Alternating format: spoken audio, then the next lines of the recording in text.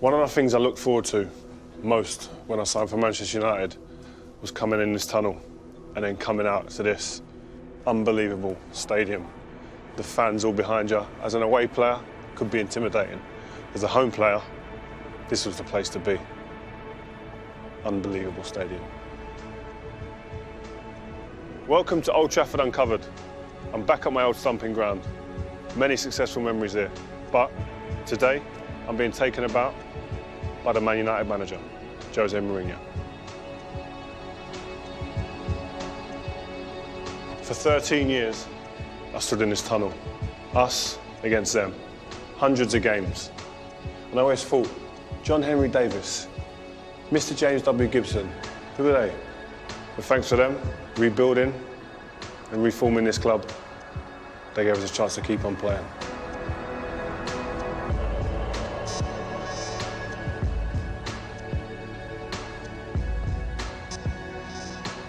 It's always nice to come down this tunnel when you see a few of the old times when you won the league here and there. That was the first one. Great times at Goodison. You never thought it could happen, but it did. And this is the home dressing room. This is the beautiful, beautiful door we used to kick down. And this is where we used to prepare for matches. I used to sit here, in and around John O'Shea, Wes Brown, Darren Fletcher, then Welbeck coming into the team. Keepers always sat over there, never sat around. We wouldn't have keepers in my corner here, no chance. Keepers sat over there, Edwin, all them guys. And yeah, this is where we used to mess about. Me and Scholesy used to play two-touch. I'd stand here, Scholesy would stand there barefoot, and we'd just play two-touch. But before that, my iPod would have been on. Bang, right in there, tunes. I'd have been playing music, and I'd have been schooling Scholesy at two-touch. Bit of two-touch. No, he was good, Scholesy. He was probably the only man that could beat me every now and again. Pogba, Lingard, Mkhitaryan, Rashford, Ibrahimovic, Martial, Rooney. I can go on. I wouldn't mind bringing this dressing room. I've got the moves to get in there, I tell you. This is when you want to get back into playing football, when you come in here and you see this. You think, this is the feeling I used to get when I used to finish a match. Come in after a match, this is what I miss, this is the feeling I miss. Coming in after a match, sitting down, slumping in your chair. 3 points, yes. We've worked hard, he's worked hard. He put it in. He was rubbish. But we got the 3 points, and that's all that matters. Who we got next? That's what I miss.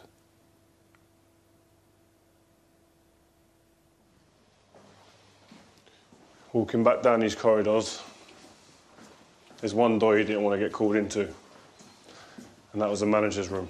Because you knew that if you walked to the manager's room, there was a problem. So thank you, Jose, for coming and speaking. We're here amongst some great managers on that wall. You're regarded as one of the great managers of all time. But not at this club. How does that make you feel? Not at this club. In this club makes me feel that I did nothing. Mm-hmm. Makes me feel that I did nothing. Especially because you have two legends, many of them, but two of them are absolutely legends in terms of titles and trophies. I feel that I am nobody. Does it feel like you have something to prove? I always have to prove, you know, but I just feel that in this club I am nobody. What I did in the club is not enough. Is not enough to deserve to be here. That's why I am there. That's why I am there. But yeah, when sometimes I stop and I look back, I did a lot of things. I have things that nobody else has. Details. You know, no player, no manager won Spain, Italy, and England. In these three countries, I won all the competitions, not just the league. For example, when we won against Anderlecht, I was told that I equal the record of Sir Alex and Trapattoni of 10 European semi-finals. They finish, I still have a chance to get a few more semi-finals. So there are things that I'm really proud of it. So what does Jose Mourinho love the most about being a football manager? If you ask me what I really is for me the priority in terms of the passion and in terms of the enjoyment, 90 minutes. Still 90 minutes. But is that a reason why you're a winner, why you've won so many things over the years, is that you don't look back? You don't look back? No, I don't. You're always looking what's next? I don't. Sometimes just about the funny side of the memory. Go back and remember a few episodes and remember a few moments, but not at all going back and look to what happened in my career. I go always to the next. And maybe it just happened, but maybe it's also what I search. I always get the club in trouble. I never get the club in the top moment where the club is ready for me to go and to grab the cups. Rebuilding. You know, in reality, I won Champions League twice, and I never played the World Cup clubs because I leave after, and then I get another job, and you know. But in here, why is that though? Why is that? Because when you win, I had opportunities to go to other clubs after winning things, but I wanted to stay and win more here, where I was, because I felt there was an opportunity to win more, and that's always the purpose, to win as many things as you can. I think the same. But you know, my career is a longer career, much longer than a player. Yeah. And I always wanted to do different things. You know, as a player, sometimes there are players that they also like to go and to move. In a certain moment of my career, that was what I really wanted. I want England. Then when I was sacked by Chelsea, I want Italy, and then I want Spain, and then then I want to come to where I'm happier in terms of football, in terms of personal life. So I come back to Chelsea thinking that I could stay there for many years. Chelsea Premier League as globality. Then the things end badly, and I couldn't refuse this challenge, knowing obviously that for some reason the team was in trouble for 3 years in the situation where Manchester United was for some reason, and I wanted to grab the opportunity. The 3 years of contract gave me the idea of I'm going to have these 3 years. The feeling I got from the owners, from the board, was exactly I'm going to have these 3 years to build, to change things, and to try to put things in the right track. And it was a phenomenal challenge. And I never told because there was no need to tell. And Manchester United was a dream for me. I don't say that, but was always a club that was a special club as an opponent, and I always managed, even with my strange personality as a manager, I always managed to have a good relation. You know, I never had a problem with Manchester United. I never had a problem with the fans. I always felt that as a player. Never. I always felt that you would have arguments, or you'd have little spats with other clubs. Exactly. But Manchester United, you never seemed to have that. Never. The only thing was with Porto, a happy run to celebrate the goal in the last minute, but I was a young guy, and if any manager does this here because his team scored a winning goal in the last minute, I will accept it. So I was going to talk about that later, but now you brought it up. I remember that's when you announced Jose Mourinho to the world that day, on the side of the pitch, celebrating passion, desire, emotion. What's the difference between that Jose Mourinho and this one here now? No, I really don't know. That was the first time I was playing Champions League. I was a young manager. The team was a team of kids too. We were not expecting to do what we did in these 2 seasons when we won Europa League and Champions League. No pressure, no responsibility. The responsibility was to win the Portuguese league. In Europe was to try to make money for the club, to try to go round after round and try to make money that the club really needs. But then we go into a certain moment where a young manager and good young players like Carvalho, Deco, lots of good young players we had at the time, we felt that would be a good opportunity to come, but no pressure at all. No pressure at all. I always feel that sometimes people, when a player doesn't play for a big club, he doesn't know what is pressure.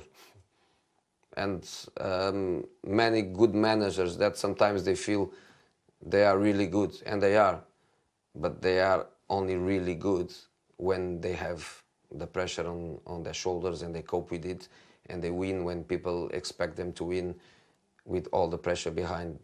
I think that's what makes the difference in the careers. And I think you as a player, you know exactly that, the responsibility of winning every day. And it's something that my boys, they have to learn too, because some of them, they can win a big match. They can. What I think they can't is to win it and win it and win it and cope with that intensity, especially mental intensity, the focus, the concentration, the responsibility, the determination. This is something that you only learn when you are at the highest level. How do you as a manager put that into these young players? You identify it? How do you put I it try in? to do it in relation to the personality of the players. For example, what I love in this kid Marcos is that he copes with the pressure, and I can press him. I can press him. I can demand. I can be very demanding with him. He's the kind of kid that the training session finish but doesn't finish for him. He wants more. He lives for football. He was, of course, a tornado when he arrived last season, without responsibility. No pressure. No pressure. The kid is coming. And this season, when the pressure was on him and he was not scoring goals for 1, 2, 3, 4 months without scoring goals, he coped with that pressure. He coped with the pressure. And this is the kind of character I like. I like to squeeze the player and the player to cope with it and the player to react to it. For me, is more difficult, the fragile mentality. I think is, I would say, probably my weakness as a manager. It's difficult for me to understand people with a different mentality than I have. You can't understand it. It's difficult to understand, so it takes me time to understand, and sometimes I'm not able to feel attracted again. I think really, and sometimes I ask my assistants to help me on that, because maybe they have a different profile than I have, because for me, I want really to be in love with the player, with this character, with this personality.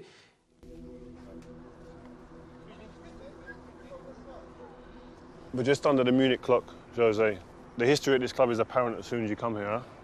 How important is it for you to transfer that to the players, so they understand the history of this great football club? I think it's very, very important, but at the same time, I also think that they shouldn't be over-pressured by that, you know. That's why I tell you, you are the first one outside to know. I ask at the training ground that is full of pictures of your history and the previous history. I ask them, and they did it already, to do a wall with the last FA Cup and the last League Cup. And people can say, this is not Champions League, this is not Premier League, but these their cups.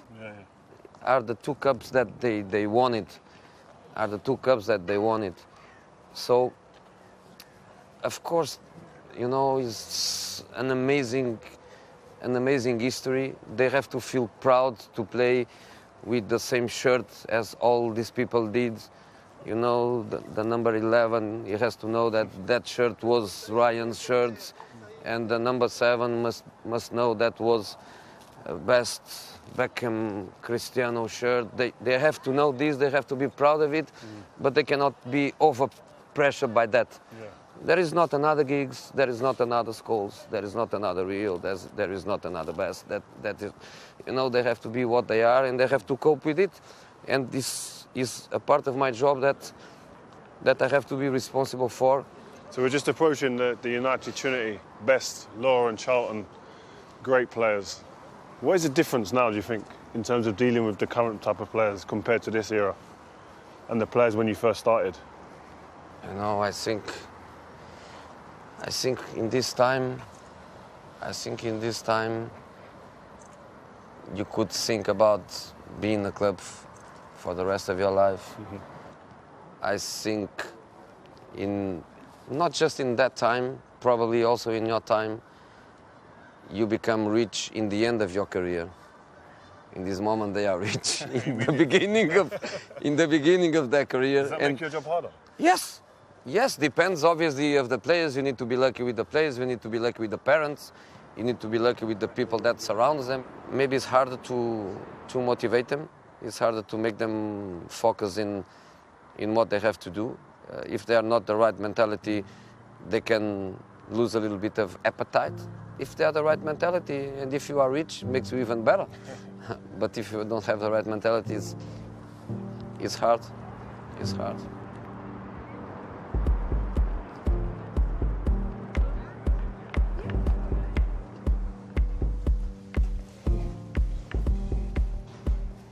You've been in many times.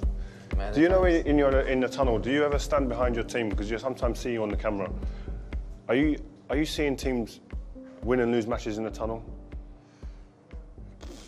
Not win or lose, but start winning or start losing. Yes, I think there are some details that sometimes you can start feeling it. Fear. I don't say fear, I say more focused, concentration, not friendly. You can be polite with your opponent, but not friendly. Like, I don't understand. When I was in the tunnel with my friends, they always just say, "Why are you so serious? You just say hello and that's it." I never wanted to be friendly, but you see some guys, it's cuddles, shaking the hands and... Yeah, you can for a second. I think you can for a second, but not be talking and, you know, it's for 90 minutes, but for 90 minutes, you know, you play against your brother. Some guys, they play against each other, big friends, you know, but football is football. Football is to win. Football is not to enjoy. Enjoy is winning. So I always have this kind of mentality. So, are there any tunnels where you thought, this is hostile, this isn't a good place to be? You know, in this one, when it's hot, it's hot. In our time, 2004 to 7, 8, where the title was between us, I always felt that here was hot atmosphere. But I think the big players they like, the big managers they like. I think just make us better,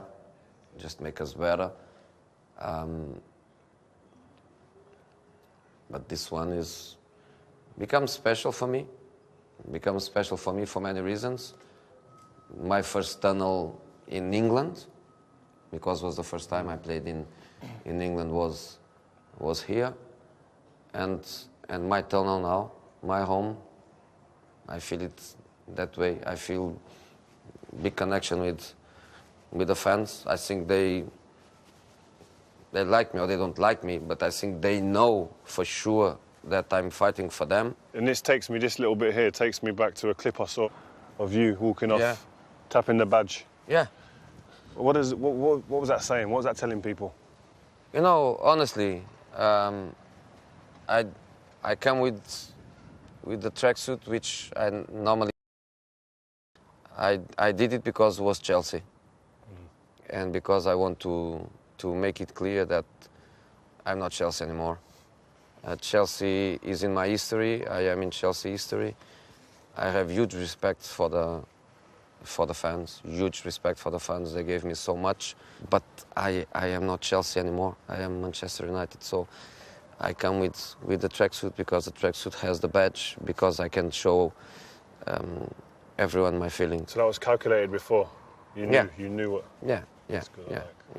I did it because I wanted to finish with the story of my connection with Chelsea. It's just about history. And if one day I'm not at Manchester United and I move to another club, I will do exactly the same, because it's about being a super professional, and that I am. That I am, and I don't admit that anyone doubts about it. Good manager, bad manager, okay, I understand. But top pro, I am, and I always gave everything to my clubs, and my club is Manchester United. Is that what you pride yourself on? Is that before anything?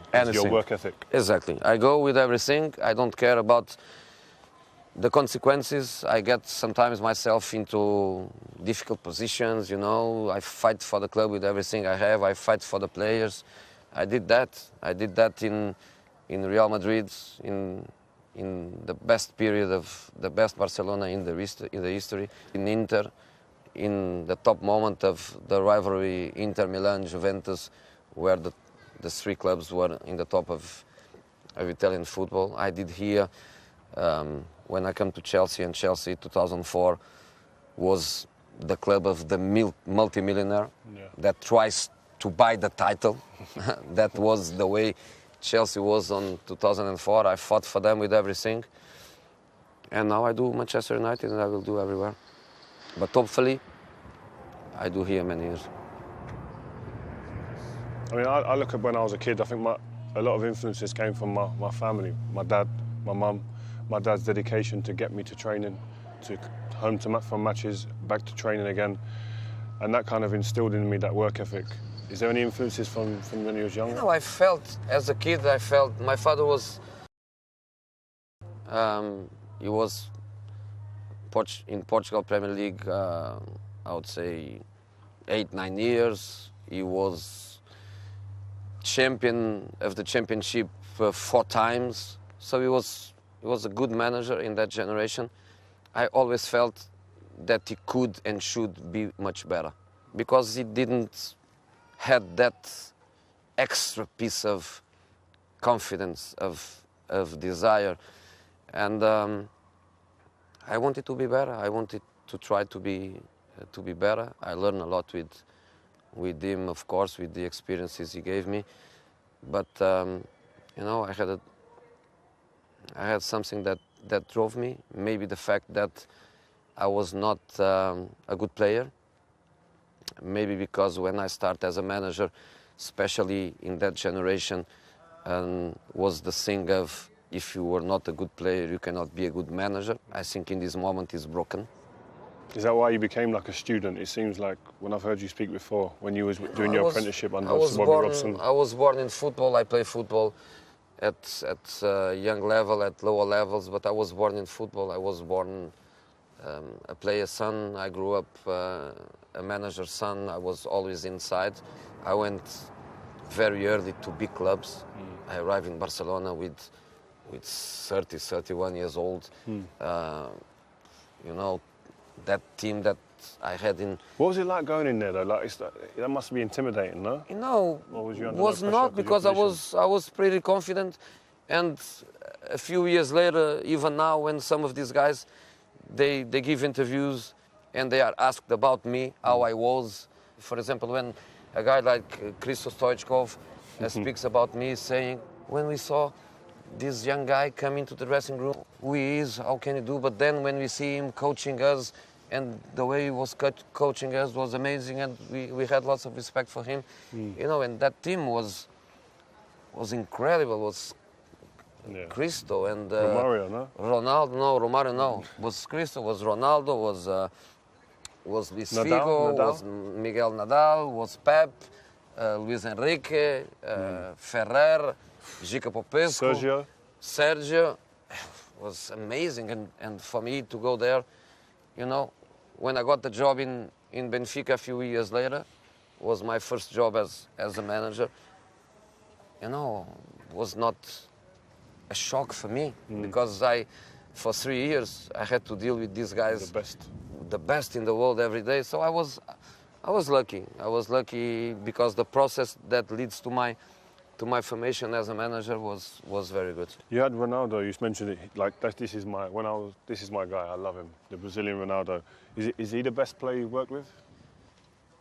You know, he was amazing. He was incredible. He could do anything.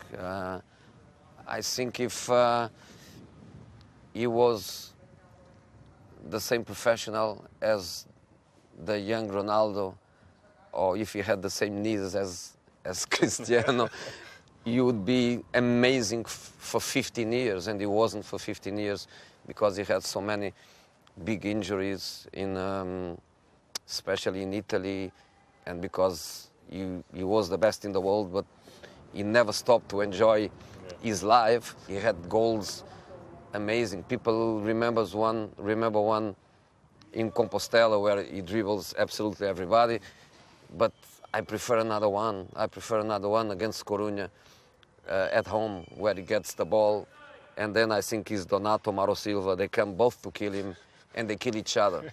They kill each other, and he jumps over them, and he scores a goal. Amazing player. But even on that, as a manager, you learn with the big players. They can learn with you some tactical concepts, but as a manager, I learn with the big players, with things I see them to do, with questions they ask you. Sometimes you get questions from the big players that you must be a very good manager to answer to their questions. So I was really lucky in the way my career develops. I played the Spanish derbies, so many of them. I played the Italian derbies, the Portuguese derbies, the English derbies. All these countries' finals, cup finals, play for the titles. Amazing experience of life. If I finish my career tomorrow, I should be very happy with my experiences. But the problem is that my career just reached half of it. I have 15 more years. So you're still hungry inside. Yeah. That's good. Yeah. That's good. Yeah.